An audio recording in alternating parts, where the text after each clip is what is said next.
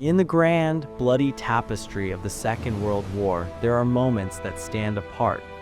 Moments where the destiny of nations, the fate of empires, and the very course of history pivot on the events of a single day, a single decision, a single stroke of fortune. For the United States of America and the Empire of Japan, that moment arrived in the vast, empty expanse of the Central Pacific.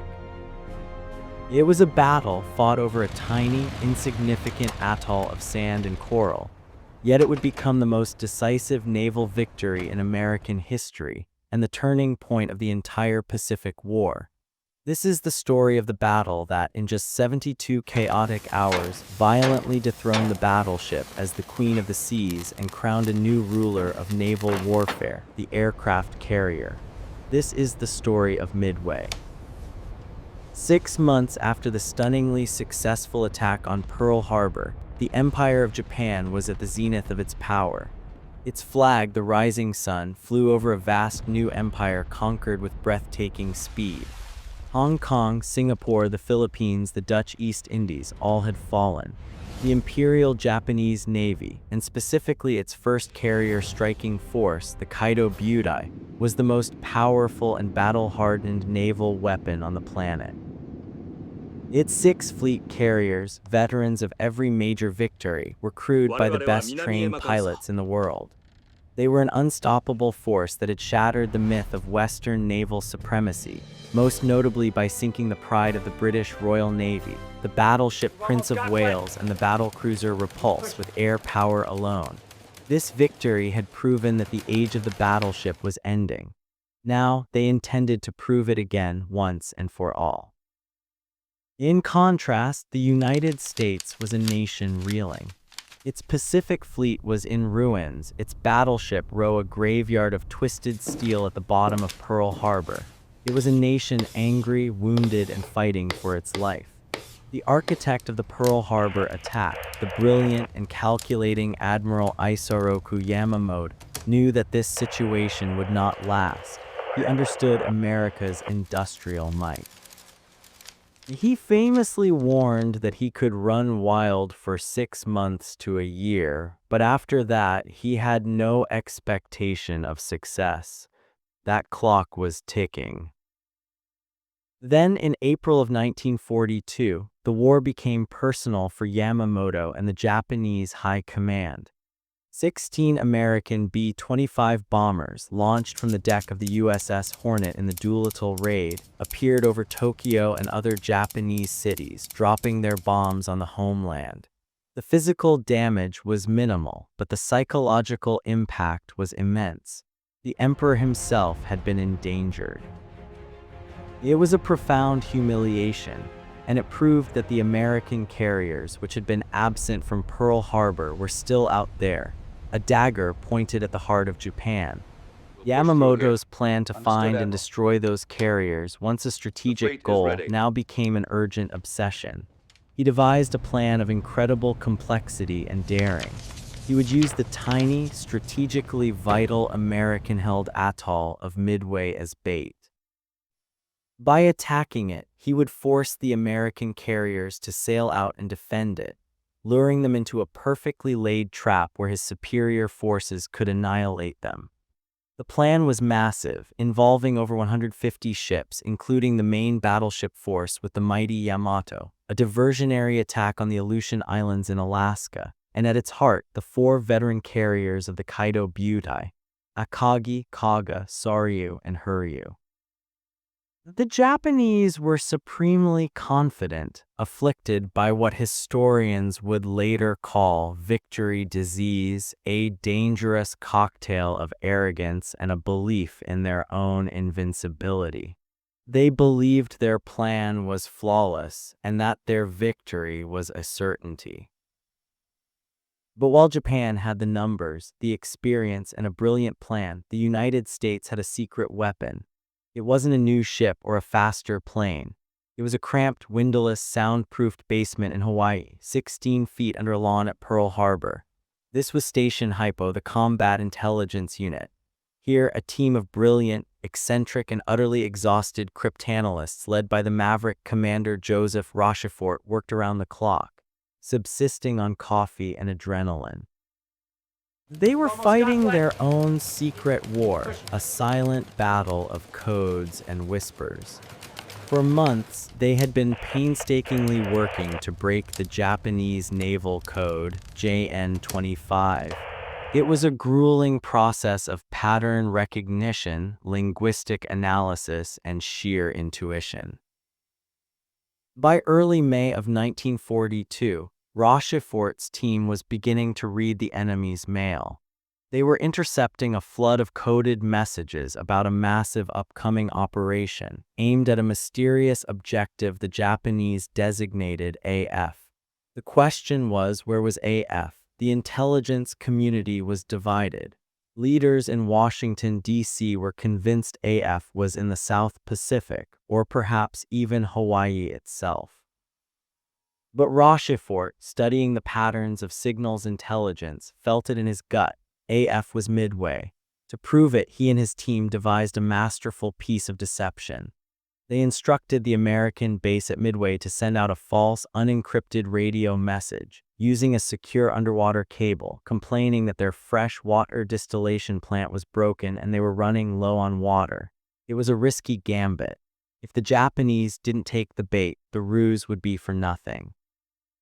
But 2 days later, a Japanese intelligence signal was intercepted. It read, clear as day, "AF is short on fresh water." The trap was exposed. This single piece of intelligence was the most important of the entire Pacific War. Admiral Chester W. Nimitz, the stoic and unflappable commander of the U.S. Pacific Fleet, now held a trump card. He was facing pressure from his superiors in Washington to believe their own intelligence, but Nimitz made the fateful decision to trust Rochefort's basement operation. He now knew Yamamoto's target, his timeline, and his approximate strength. He could now set a trap of his own. The odds were still desperate. Nimitz had only 3 carriers to Japan's 4, and the Japanese pilots were far more experienced, with hundreds of hours of combat flight time compared to the fresh American aviators. Worse, one of his carriers, the USS Yorktown, had been heavily damaged just weeks before at the Battle of the Coral Sea. Experts at Pearl Harbor estimated she needed at least 3 months of repairs in a shipyard on the West Coast. Nimitz looked at the engineers and gave them an impossible deadline: 3 days. In one of the most incredible feats of wartime engineering, over 1,400 shipyard workers swarmed the Yorktown in dry dock, working around the clock. They patched her hull, replaced her wiring, and made her battle-worthy. On May 30th, the scarred but functional Yorktown limped out of Pearl Harbor to join the USS Enterprise and USS Hornet. The American fleet sailed not to a battle they expected to win, but to an ambush they hoped to survive, positioning themselves northeast of Midway, exactly where Rochefort predicted the Japanese would not be looking. On the morning of June 4, 1942, the skies over the Central Pacific were clear. The battle began just as Rochefort had predicted. The Japanese commander, Admiral Nagumo, launched his first wave of 108 aircraft to strike the island of Midway, still completely unaware that the American fleet was lurking just over the horizon.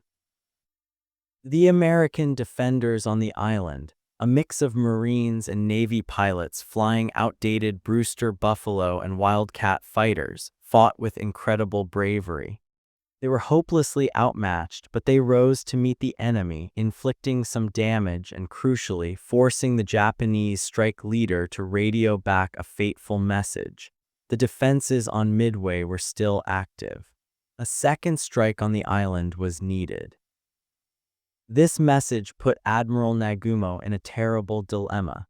His planes were returning from the first strike, low on fuel and needing to be refueled and rearmed. His carrier decks were a scene of controlled chaos. He had prepared his reserve aircraft for an anti-ship role, armed with deadly torpedoes, just in case any American ships appeared. But now he needed to strike Midway again. He gave the order to take the torpedoes off the planes and replace them with land attack bombs. This was a slow, laborious process. Carts laden with 1,000-pound torpedoes were sent down to the magazines, while carts of bombs were brought up. The hangar decks became a dangerous maze of ordnance and fuel lines.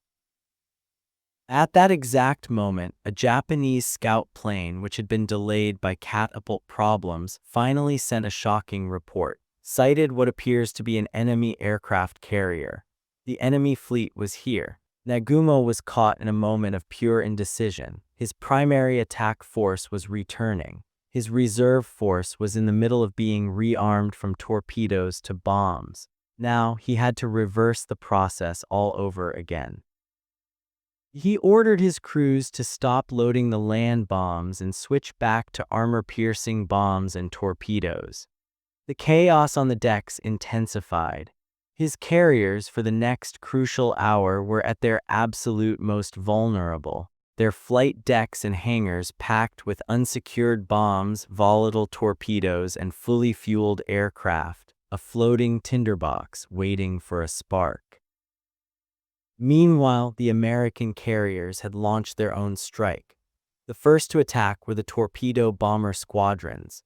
Flying slow, obsolete TBD Devastator aircraft without adequate fighter protection, they came in low and level, a suicidal run into the teeth of the Japanese defenses.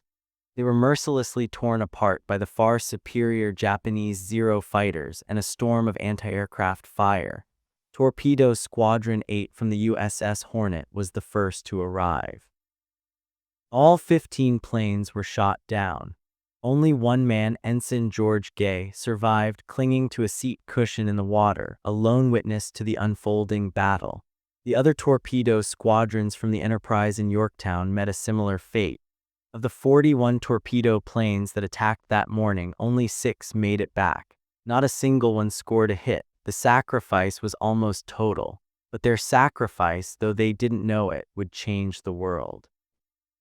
They had pulled the entire Japanese fighter screen down to sea level, a swarm of Zeros chasing the last of the doomed American planes. The skies high above the Japanese fleet were now completely, fatally empty. As the Zeros were finishing their slaughter near the waves, high above at 20,000 feet, 2 squadrons of American SBD Dauntless dive bombers from the USS Enterprise arrived. They were nearly out of fuel. Their leader, Commander Wade McCluskey, couldn't find the Japanese fleet. They were lost and about to turn back. Then McCluskey spotted the tiny white wake of a lone Japanese destroyer heading northeast. On a gut feeling, a pure hunch, he changed course and decided to follow it. That decision led him and his squadron directly to the Japanese fleet. At that exact same moment, dive bombers from the USS Yorktown, led by Lieutenant Commander Max Leslie, also appeared from a different direction. They looked down from the heavens and saw a sight that no pilot could ever forget. The 4 Japanese carriers below them, turning into the wind to launch their own massive strike, their decks packed with armed and fueled planes, their red sun insignia painted on the flight decks. They were perfect targets, with no fighter cover in sight. What happened next is known in naval history as the 5 miraculous minutes. At 10:20 a.m., McCluskey's and Leslie's squadrons began their attack.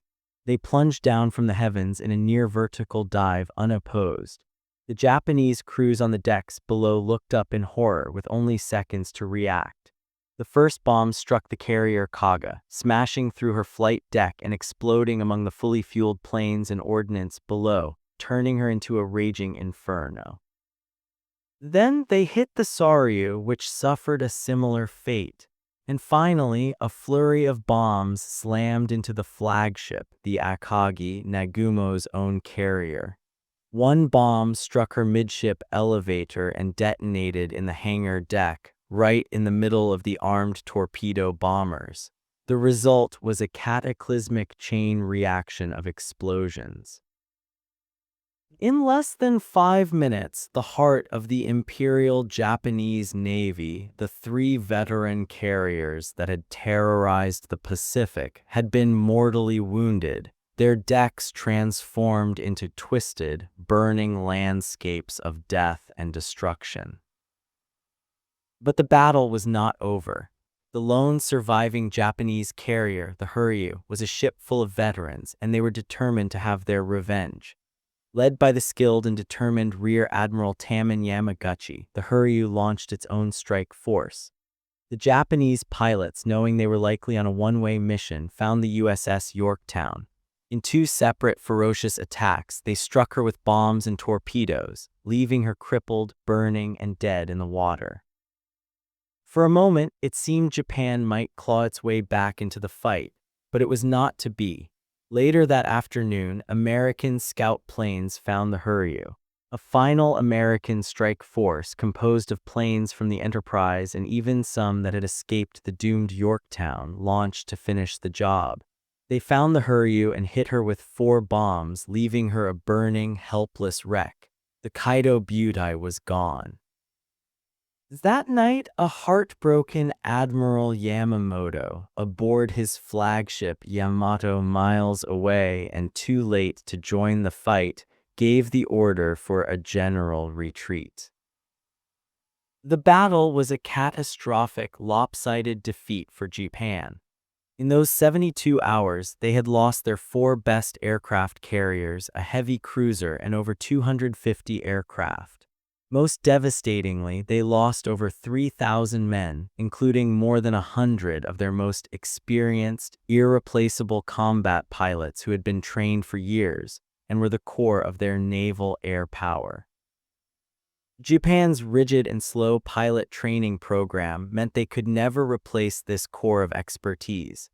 In contrast, America had lost one carrier, the Yorktown, which was eventually sunk by a submarine while under tow, a destroyer, and about 150 planes. Japan's seemingly unstoppable offensive across the Pacific was permanently halted. They would never again be on the strategic offensive for the remainder of the war. The legacy of Midway was profound and immediate. It proved beyond any doubt that the era of the battleship was over. The battle was fought and won entirely by aircraft, with the opposing fleets never even sighting each other. The great Japanese battleships, including the mighty Yamato, never fired a shot at an enemy ship. Midway demonstrated that the aircraft carrier was now the undisputed queen of the seas, the new measure of naval power, capable of projecting force over hundreds of miles. The miracle at Midway was not just luck. It was the result of brilliant intelligence that put the American fleet in the right place, a desperate gamble by an outnumbered force, and the incredible sacrifice of brave men who flew into the face of certain death, creating the opportunity for a few of their comrades to be in the right place at the right time for just 5 miraculous minutes. It was the battle that truly and irrevocably turned the tide of the Pacific War.